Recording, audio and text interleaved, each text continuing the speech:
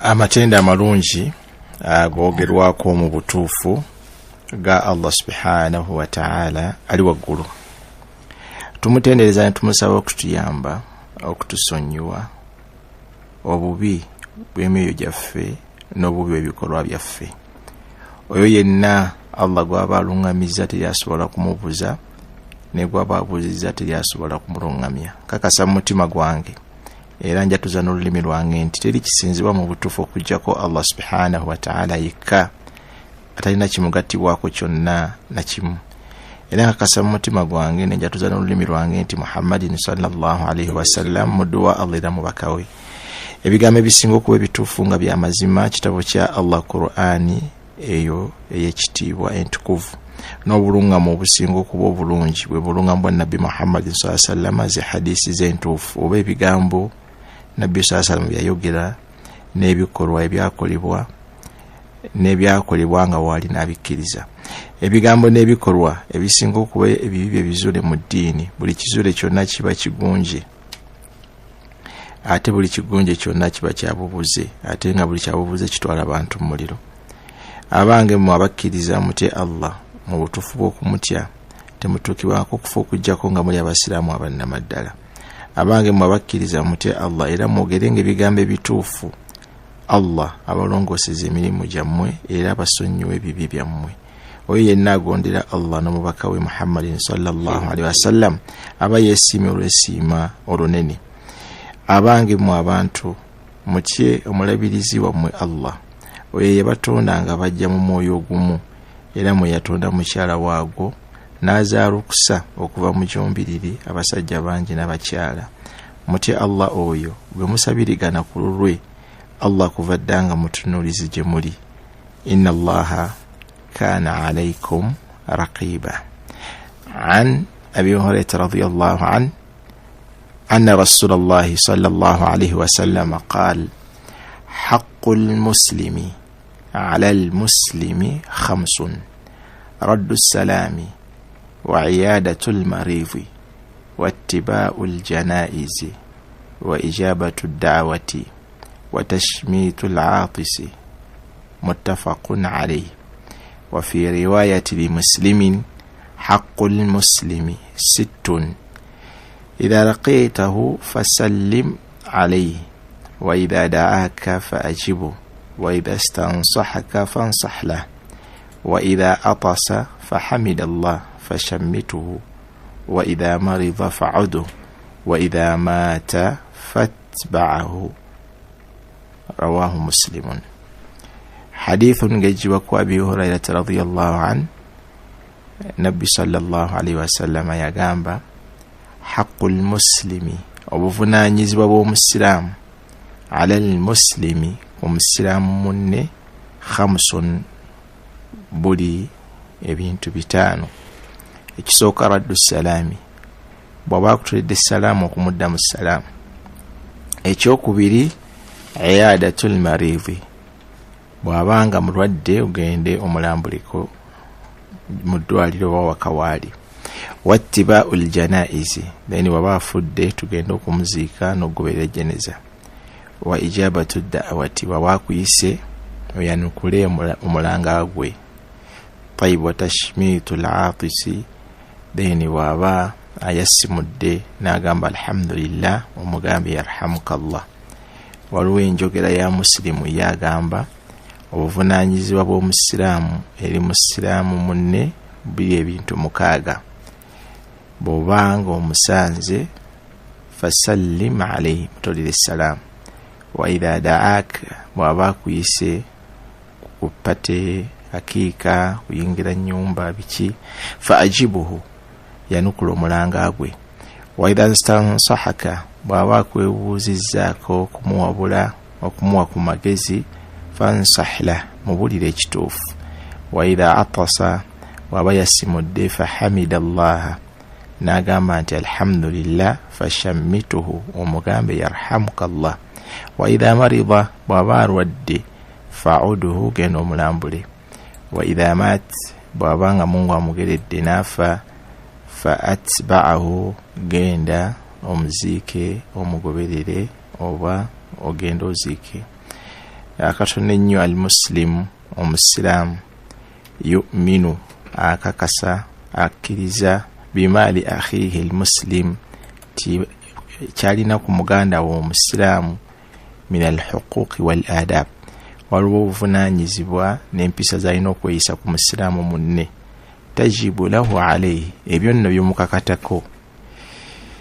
yuaddibuha li akhihi almuslim abyeyisa enneeyisa ennungi ku muganda w'omusiraamu wahuwa ya'taqidu ayina okubeera nga ayina obukkiriza nga akakasa annaha obuvunaanyizibwa bw'omusiraamu ku musiraamu munne ibadatun lillahi ta'ala eyokokuba kusinza Mungu era afunamu empeera fafi'luha aidan okulambula musiraamu munno okuddamu salaamu n'ebirala ta'a lillah kuba kugondera Mungu wa qurbatan lah biduni shak era oba osembedde kumpi ne Mungu era Mungu aba akwagadde. Twabisoma wiki ewedde ne tusomako ekintu kimu raddu salam okumuddamu salaamu n'okutola salaamu. Olwaleero ekyokubiri iyadatul marid okulambula omulwadde. Wallahu ta'ala a'lam. Chikumu musanvu katonyize mu Pal FM olunya mpuliriza ayo hadisi yaffe y'olunaku olwaleero mbadde wano nga nenda njuwuliriza nga bwempandiika. Shekhe nkulaba naffe abali wabweru ntuliddemu ensonga eyo tukwatagalako naddala lwaki tulambula abalwadde kubanga awo mpulidde nga njagadde bibadde bingi naye kansookerawo. Okulambula omulwadde tudkhil almasarratu wal uns ala qalbihi oba oteekawo essanyu n'okubeera nti afuna okukakkana n'omutima gwe n'afuna obutebenkero ng'akulabyeko kwegamba okugenda n'omulambula ogamba ogenda okulaba nga abadde ali mu stress akakkana n'okubeera nga afuna n'essanyu. Fakitolo hadisi ya Nabi sallallahu alayhi wa sallam egamba nti mu Bukhari at'imul ja'i'a abarwa abantu muyala bw'abanga enjala emuluma mu ekyokulya wa'udu al-mariida era mugende mulambula abalwadde wafukulani n'abantu abali mu kkomera nga beetaaga buyambi n'okubeera nga bavaayo mukole ekisoboka kyonna okubeera nga mubeeyimirira n'okuvaayo. Bakitegeeza ebintu ebyo bwa Nabbi yabigatta bisatu: omuyala, omulwadde n'omusibe. Bw'ogenda abantu abo okubalaba n'okubamalira ebizibu byabwe olaba nga kyabbe ekyo olaba nga yustahabbu la kiri sunna ku muntu agenza okulaba omulwadde idha aadahu bw'abeera nga agenza okumulaba omulwadde obumuluma ayad'u lahu bishifa okubeera nti amusabira Mungu abeere nga amusuusa wa yusiyahu bisabr n'okubeera nga amulamira okubeera nti agumiikiriza. Olwa hadithi ya Aisha radhiyallahu anha agamba anna nabiyya sallallahu alayhi wasallam yali nabbi sallallahu kana ya'udu ba'd ahlihi bwe yagenda okulambula bayina kuwa akakwate fayamsah biyadihi al-yumna n'abakwatako n'abasomera edduwa nga agamba Allahumma rabban nasi idhhabil ba'sa washfi anta ash-shafi la shifaa illa shifaa'uka shifaa'an la yughadiru sakama. Hadithi hiyo dwe yo nkulu nnyo etaganya abawali mbafe bagitegeere njiddemu bali mboka wayisoma boka Allahumma rabban nasi idhhabil ba'sa washfi anta ash-shafi la shifaa illa shifaa'uka shifaa'an la yughadiru sakama. Hadithi limu Abi Dawuda nti yamukwatako ku mutwe wali awomuluma n'amugamba nti Allahumma ng'agamba Mukama Katonda gwe Katonda w'abantu obulumi bujjeewo omulwadde obeere ng'omuwonya tewali kuwonyezebwa kujjako okuwonyezebwa okuva gy'oli ate okuwonyako tekulekawo obulumi bwonna ne pain yonna. Hadisi ya Abi Dawud kwegamba nekyala kyandibadde ng'ekisembayo omulwadde obanga ogenza okumulaba abamu baludde ebbanga ddene abala bali mu mwaka gumu abala myaka 2 ayakula lahu ma yutibu bihi nafsa omugamba ebigambo ebiyinza okumukakkanya oyinza okugenda okulaba omulwadde n'omusanga obulwadde bumuluma nti kyekikuluma obulwadde bukuluma ne kamaadi bwe bwamutta bwogenza okulaba ate oluganda obulwadde bwolina gundi bwe bwamutta oba omusajja ali ku gundi ate embuzi zo zonna bazibba ente ezo zaafa fact ne mukyalawo gundi neighbor yamuzaalamu omwana ogenda okulaba nga aja akutuse nolwekyo kwegamba omuntu abayogera ebigambo ebingi nga bagenza okulaba abalwadde bibeere bitono ayakula lahu ma yutibu bihi nafsa hadisi ntufu eri mu Bukhari nabbi sasa bwe yagenda okulaba abalwadde bagamba nga la bas tahur insha Allah eno hadisi ntufu la bas tewali buzibu obulwadde obukuluma bujja kuwona ate ogenda okuva mu bulwadde ng'amazambi go gonna Mungu agakugjeeko in fact bangi ababeera mu ddwaliro eyo batuuliriza abalwadde abali mu ddwaliro omulwadde yenna bw'alwala nakkiriza nti Mungu yamuleetedde obulwadde n'abeera awo ne bumuluma Mungu bw'amuwonya obulwadde obwo aba amugjeeko amazambi gonna yakulembeza okukola omuntu yenna omulwadde nakkiriza nti Mungu yaleetedde obulwadde naga nti Mungu angeredde ampadde obulwadde buno nakkiriza nti Mungu yabuleese ne bw'aba amusse ne bw'abeera ng'amuwonyezza agenda okuva mu bulwadde ng'amazambi gonna gamuweddeko olwa hadisi egamba la bas tahur insha Allah n'ekisembayo yustahabu la omuntu agenza okulaba omulwadde alla yutila aljulusa inda si kirungi nnyo kutuula wali mulwadde ebbanga ddene mulimu wansi babateze ekidoli buli kiseera avaamu omukka omubi buli kiseera avaamu obukyafu oluvannyuma ate n'abeera nga olusulu gw'omukka gusigala nga mubi kati asonyiwala nga awulira nga olaba oluusi abalwadde bagamba balwadde babannaabwe nti ono mumugjeewo mumuteeke mu kasenge oluusi avaamu omukka omubi oluusi pata zonna zitadde kati yakyetaagisa otuukewo musomere ku dduwa dakiika 2 oveewo asigaze ekitiibwa kye ne dignity ekyo nno kikulu omuntu agenza okulaba omulwadde temulwawo in fact n'abasawo bakimanyi mugende eyo katono muveewo mugende oluusi abaala kuwummula ne peyini biki n'ebirala wallahu taala alam akati mwadimu ekintu ekirala ekyayogedde infact kikantu kyeri kukya mulwadde mwennyini omulwadde omuntu wabanga mulwadde oluusi yeebulira nti agenda kufa ekikulu nnyo naye awo nawo waliwo akantu abano tubalabye abajjanjaba naye kati ye yalwadde agamba kyoba kikyalikoze omulwadde yennyini kuba ayinza otokanaga nti kati ndi musakatulu mawutu in fact omuntu agenda okufa ategeera nti ngenda kufa lumu waliwo omukyala teyali musiraamu era nkimanyi nti radio ewulirizibwa abantu bonna naye yali agenda okufa n'agamba neegomba okubeera nga abo abasiraamu yali mu ddwaliro abasajja babiri baabano bajja bantwala naye sigenda kufunamu gyendaga olw'ensonga nti sibadde sikola ebyo abantwala engeri gye bantuttemu byebaagala mbeere nga byembadde nkola kuno ku nsi mukyala n'akutuka ekigambo kyeyogera ekyo mu ddwaliro owokubiri yali mwinako oluganda nagendayo okumulaba n'agamba seekoze nti edduwa gy'ogenda okunsabira tegenda kunnyamba olw'ensonga nti mbadde ntunda omwenge nya n'ebbaala n'ebirala era abasajja babano bazze bantwala omusajja n'akutuka n'afa ekyo nno kikulu nti ozze okunsabira edduwa tegenda kungasa mbadde nkola kakikya ebizambi mingi kino ekikulu nnyo kigamba yanbaghi lmuslimi kyetaagisa omusiraamu yenna idha marida bw'abanga mulwadde nnyo wa ashrafa n'abeera kwegamba nga atuuse ku sakarati lmauti an yuhsina adhanni billahi taala okubeera nga alowooza kirungi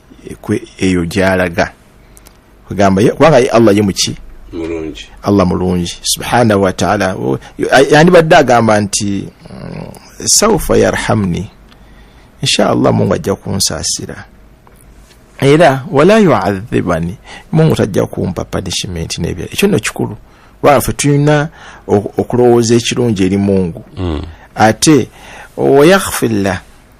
wala yu'akhidhu ogukiriza nti Mungu ajja kunsonyiwa era tajja kumpa punishment nyingi wa annahu wasi'ul maghfira olina okukkiriza nti Allah musonyi wa rahmatuhu wasa'at kulla shay otokusaasira kwa Allah kugazi nnyo chobola ba Nabbi sallallahu alayhi yagamba la yamutanna ahadukum omumwe bwabanga agenda okufa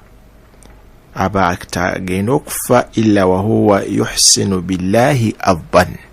nga alowooza nti jalaga walungi hadisi eri Muslimu 2225 nziramu omuntu nga atuliriza abalwadde abali mu ddwaliro kiriza nti mbadde nsaala nakola hijja badde nsaala jama badde ndi musiraamu badde nsaala ejjuma Mungu ajja kumpempeera kale ebinsobyeko anansonyiwa Mungu musonyi naye kasitogwamu essuubi nti Mungu agenda kumbonereza era bwe kibeera ekyo kyandibadde ekikulu ennyo ku muntu ono omulwadde agenda okufa okulongoosa endowooza Allah husnu dhanni billah ekyo kikulu nnyo kati ekyokubiri nakyo kikulu nnyo yanbaghi lil muslim omusiraamu yenna idha ayana ihtidal akhihi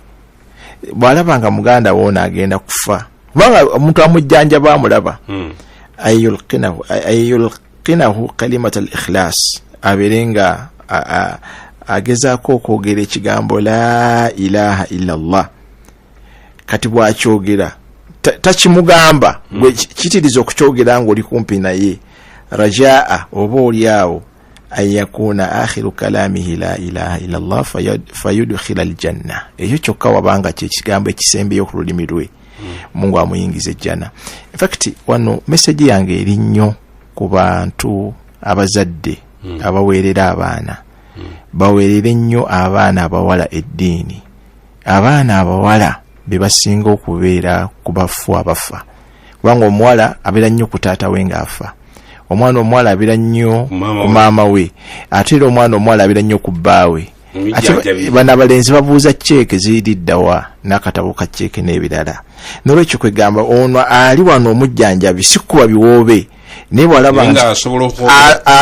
alaba bebale nnyo agenda kutata agenda kufa obeere ng'ogamba la ilaha illallah kati muzeyise ng'akyogera Mungu abamu amusaasidde abamugenda kumuyingiza ejjana ku lwa hadisi ya Nabbi sallallahu egamba esooka laqinu mautakum la ilaha illallah mwitiriza okwogera ekigambo ekyo ku muntu agenda okufa ogambe nti la ilaha illallah oba oliawo ayinza okukyogera n'ekibanga kyekigambo ekyekisembye ne bana sente zange abaana bange mbalekedde ani tufa n'ebirala hadisi ntuufu eri Muslim kitabul janaiz hadisi esooka ku kitabul janaiz wa Muslim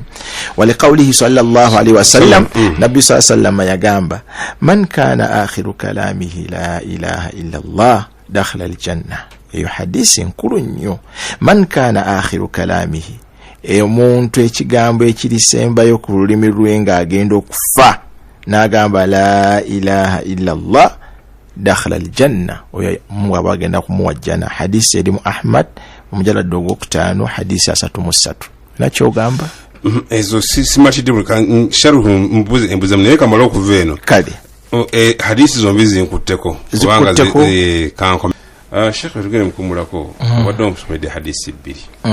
nzagalamu bino olwebyo mpuliddemu emu egambye lakinu mautakum bila ilaha illallah endala negamba man kana akhiru kalamu la ilaha illallah dakhala aljanna kakati ekyo ekigambo anakisomera ani ekisooka lakinu mautakum la ilaha illallah onajjanjaba nga bwe twagambye mu kusooka nti tusomese nnyo abaana abawala eddiini kubanga babeerawo ebbanga lyonna ye maama abeerawo paka ku ssaawa esembayo ekyo kituufu akati yeetaga nnyo maama oyo abeerawo ku ssaawa esembayo la ilaha illallah la ilaha illallah then bw'akiddiringana then ono agenda okufa apikinga n'akyogera la ilaha illallah kasita olaba pa ng'osirika oluvannyuma abaana bange gundi aluwa gundi noddamu la ilaha illallah la ilaha illallah la ilaha illallah la ilaha illallah ng'osirika then nakutuka kasita akutuka nabbi sallallahu kyava agamba man kana akhiru kalamihi la ilaha illallah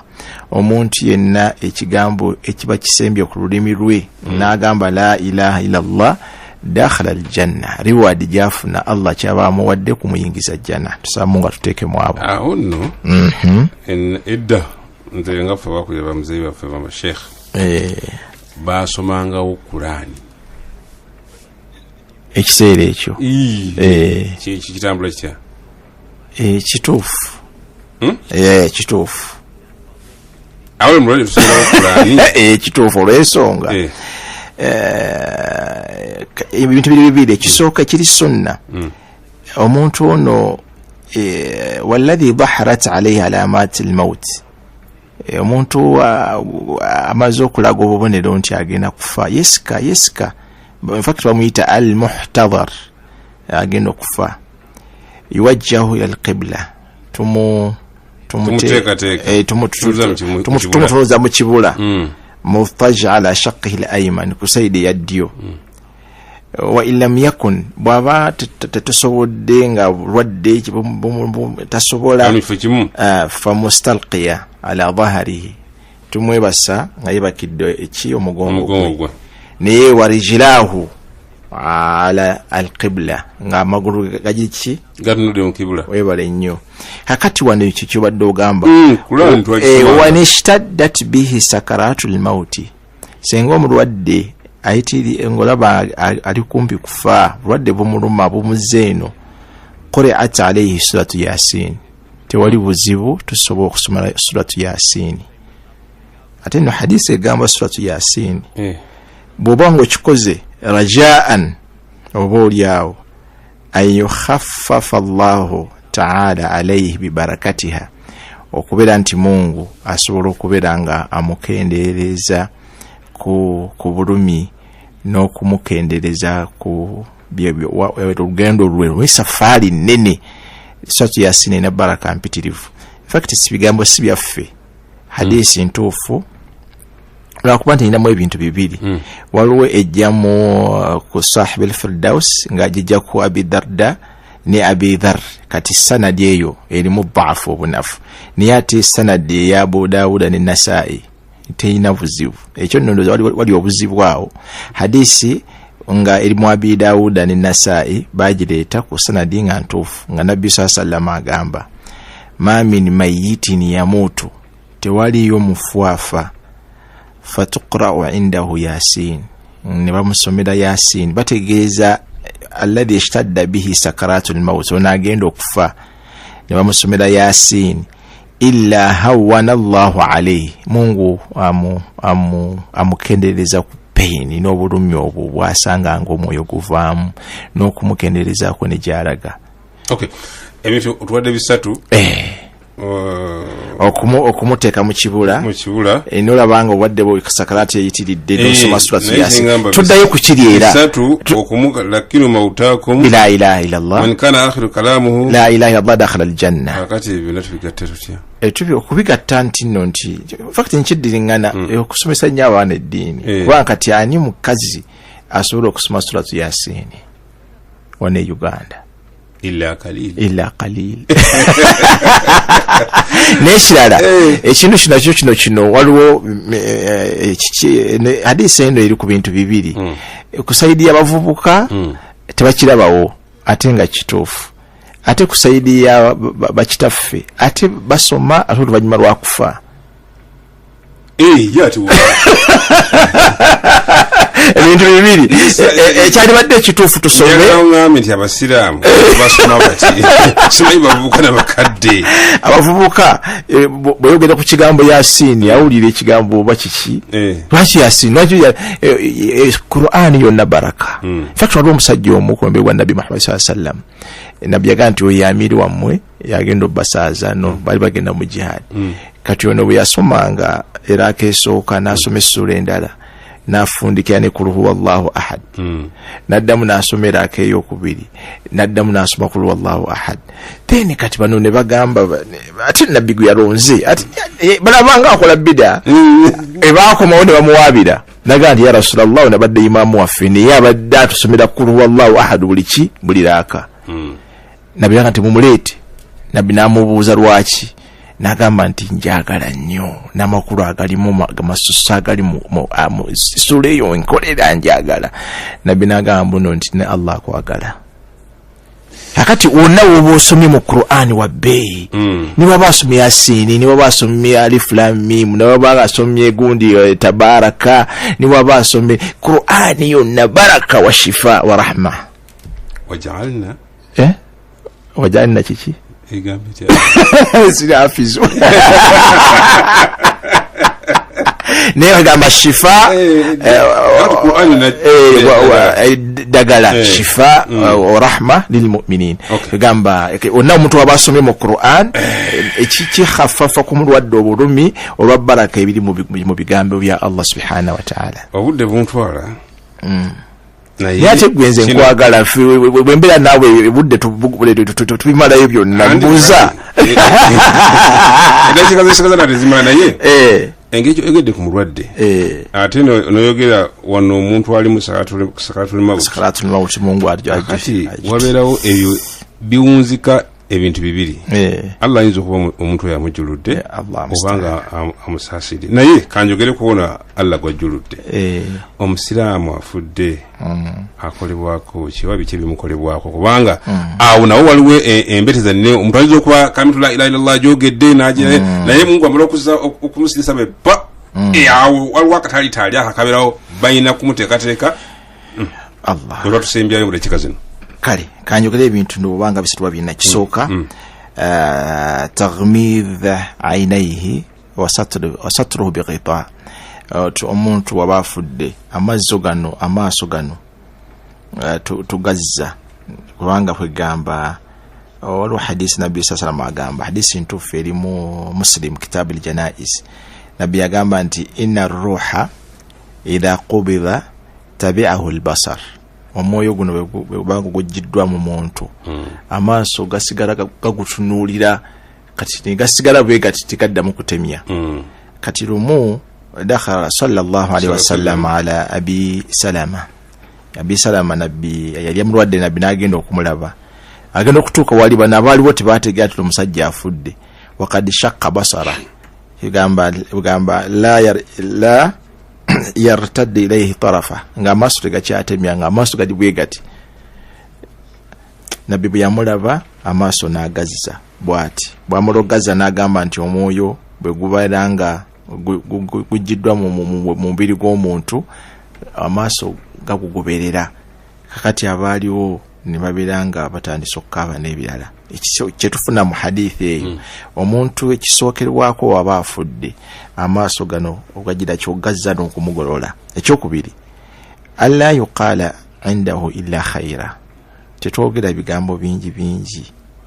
tumutuzza amaaso ge ne tumubikka ne tumugolola naye tetwogera bigambo bingi ng'omuntu ng'amaze okufa Allahumma ighfir lahu Allahumma arhamhu ebigambo ebyo abasiraamu abatuuliza babikwate ennyo Allahumma ighfir lahu Allahumma arhamhu bibigambo ebyandibadde byogerwa ku muntu ng'amaze okufa liqawlihi sallallahu alaihi wasallam Nabbi sallallahu alaihi yagamba idha hadartumul maridha aw al mayyit bemba mutuse ku muntu afudde oba agenda okufa faqulu khayran mwogere ebigambo ebirungi fa innal malaikata bamalaika yu'minuna ala ma taqulun bigamba bamiinisa ne bakubako sitampu kwewe mugira ki mwogera tayib nolwekyo nga tugambe wali dhaha nas min ahli abi salama nabbi yagamba nti omusajja afudde abantu bacyankala n'aba bali bakyala be n'abaana be nabbi n'agamba la tad'u ala anfusikum illa bi khair temwogera bingi Mungu akubye omuggo Mungu abuze ki Mungu ndekedde ki fa innal malaikata bamalaika yu'minuna baminisa ala ma taqulun ekyo kimu ebyo kyakubiri ekyandibadde ng'ekyokusatu ku speed al-i'lan an wafatihi omuntu senga aba afudde tukkirizibwa mu Busiraamu okulanga n'okubika nti gundi afudde yustahab an tu'lan wafat al-muslim tutegeeza abasiraamu nti gundi afudde naye okusingira ddala fi aqribaihi ku b'eŋŋanda ze wa asdiqaihi mikwano gye wasalihina min ahli baladihi n'abalongoofu ku kyalo kwabadde awangaalira baasala nabo so si bayaaye naye nga lwaki liyahdhuru janazata bajje balabe n'okwerekera ku jeneza ye nga bwe tujja okukisoma olw'okubanga nabbi sallama yalangirira n'abika Zaid ng'afudde ne Jaafar Abdallah ibn Rawaha bwe baafira mu lutalo lw'eddiini era okulangira kuno ate okugaanibwa kwe okulangirira ng'olangira bayaaye mu makubo kati nga bino ebyo byaliwo baziika rediyo biki ate kubba ssimu ate kula kutya ate kuya ate oli afudde ate tukuba endongo sort of ebintu ebyo mu Busiraamu tebikkirizibwa ekiri haramu ennyo ekyo kyo dakika bbiri zoŋŋamba ezo kangende ku ekyo ekiri haramu ennyo aniyaha okumuntu okukuba ebiwoobe naye ate yajuzi elbuka okukulukusa amaziga kukkirizibwa egamba yahrum annawhu wassirakh lilmayit okuba ebiwoobe n'emiranga omuntu n'akwata ku kitooke n'akuba omulanga n'awugana nga gundi bw'aba afudde ekyo si kituufu nabbi sallallahu agamba inna lilmayita omuntu bw'abanga afudde la yu'adhab ate afuna ebibonerezo amaze okufa bibuqa'i alhayy olw'abantu bana abalamu okumukaabira nga afudde ekyo nno kikola batuwuliriza omuntu Allah amuwa ebibonerezo olw'abantu bana bali ku nsi okumukaabira nga afudde ekyo nno kintu kikulu nnyo nabbi sasama yagamba nti waman niha alayhi fa innahu yu'adhab bima nuha alayhi yawm al-qiyamah hadisi mu Bukhari ti omuntu mulimu n'abantu bapangisa kyekisirabira ku mulabu bwange allamatinil hayati twali tuziika omuntu gyola tuziika kati omuntu ne bajja bana bapangisiza abakaaba nandi sibalabangako naye nabalabako olwo natandika okukaaba n'akaaba bananyini mufu ne bajja nedda gwokaabira musajja kati yebadde yakaaba nga mukazi naddamu n'akaaba omusajja kale omusajja alisa abaana be biki abaana nedda afudde tanaakuzaala bayogera ebintu nga bina byonna nga bifu naye tekwegamba si kirungi kupangisa bakaaba omuntu yenna apangisa nti gwe mba nfudde gundi munkaabire ekyo kikyamu amma albuka okukulukusa amaziga fala bas likauli sallallahu lamma tufiya waladahu Ibrahim nabbi sallallahu yafira mutabani wa Ibrahim yagamba innal ayna tadma amaziga gakulukuta amaaso gakulukusa amaziga wal qalba yahzan n'omutima benyamira naye wala naqul illa ma yurda rabbana tetusobola kwogera bigambo bingi okujjako Mungu byasiima wa inna bi firaqika ya Ibrahim la mahzunin Ibrahim ofudde naye tufunye okunokosebwa n'okunakuwala ku mutima yali akaaba kati Saadi n'amugamba wa anta ya Rasulullah okaaba nabbi n'amugamba nti innama hiya rahma ja'alaha Allahu fi qulubi ibadihi kuno kusaasira okaba kuno kwolaba sigamba nti njagala negamba peini n'okusaasira omwana ono ali mu mutima gwange mwana wange fact ne umama bwe yafa mwana wa Zainab nabbi yakulukusa amaziga nagamba nti sikabalwa kubambo nno nti lwaki afudde naye nkabalwa kuba nti muzzukulu wange ngenzeeko tisigenda kuddamu okumulaba kujja kukiyama nolwekyo kwegamba tukulukusa amaziga n'okunyolwa naye tetukuba miranga n'okuyita abayaye bajje bangi batuziikireko n'ebirala wallahu ta'ala alam. Shekhe okutuleyo omuba babiri simanyi omu abakobo Islamic batandise batandise alhamdulillah era tusoma nabisinia wano yatandise naye obangambe ntya ogambe muntu omu kali babiri entumira abasiraamu bonna ababadde bazunga eno neeri ne bagende waggulu ne wansi nga banoonya obumuli bwa Valentine. Naam. Entumira abasiraamu abadde bazunga nga banoonya ebimuli bya Valentine eri bakyala baabwe ataata awamu n'ekyo ate nga si bawoowe ate ababiwaddeyo nga bawoowe nga bawaka ye Valentine kyeki nange simanyi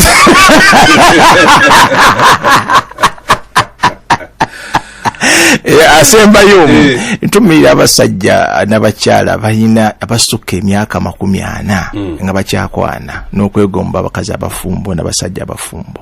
nga gwokireese laiti gamba nga bakyagenda oyogedde kirungi